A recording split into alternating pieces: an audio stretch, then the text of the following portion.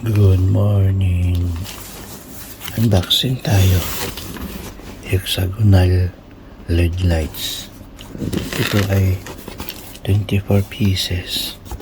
Ito ang gagamitin natin sa barber shop na ilaw para maganda tingnan pag nasa labas saka nasa loob. Okay guys, unboxing.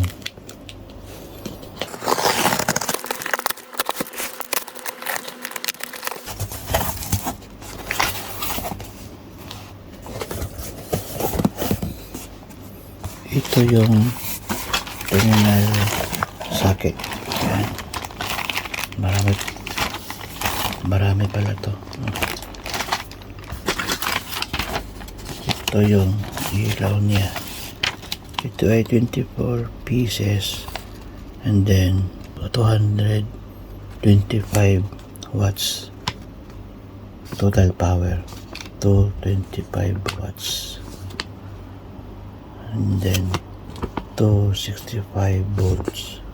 Okay, ito yung LED or LED light nya. Yan. Ito ay 24 pieces. I-assemble na lang to sa maglagay sa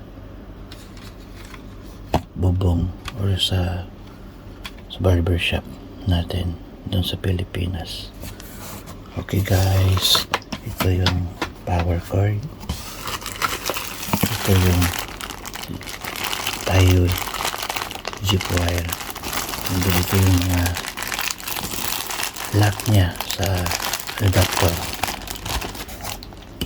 25 pieces. Ang dami pa lang ito. Okay guys, thank you.